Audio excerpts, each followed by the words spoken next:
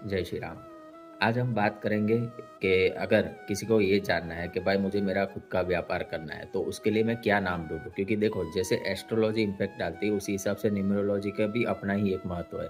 अगर आप सही नंबर्स चुनते हो, सही नाम चुनते हो तो आपका बिजनेस ग्रो करने में वो आपकी हेल्प करता है। तो एस्ट्रोलॉजी पर्सपेक्टिव से मैं आपको बताता हूँ कि कौन सा बिजनेस का नाम रखना चाहिए कि जो आपके बिजनेस को ग्रोथ दे सके। तो जब कभी भी आप कुंडली देखते हो ना, तो कुंडली में जो 11th हाउस होता है 11th हाउस होता है वो आपके गेन्स दर्शाता है, आपके डिजायर फुलफिलमेंट का काम उसको सौंपा गया है। यानी वहाँ पे जो राशि बनी है 11th हाउस में, वो आपकी डिजायर फुलफिल करेगी।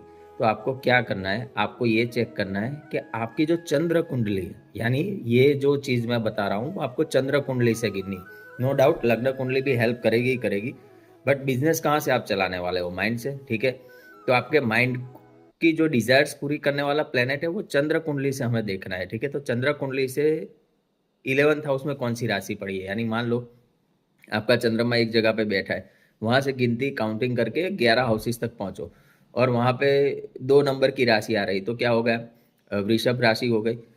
मान लो वहां पे आपके चार्ट में 4 नंबर की राशि आई, तो वहां पे कौन हो गया, चंद्रमा की राशि हो गई। तो बस जस्ट अभी गूगल पे टाइप कर लो कि जोड़ियाक वृषभ, अगर किसी की 2 नंबर की राशि आ रही है तो टोरस जोड़ियाक साइंस नेम, उसमें से कोई भी नाम उठा लो अपने बिजनेस के लिए, बहुत अच्छा चलेगा बिजनेस, ठीक है।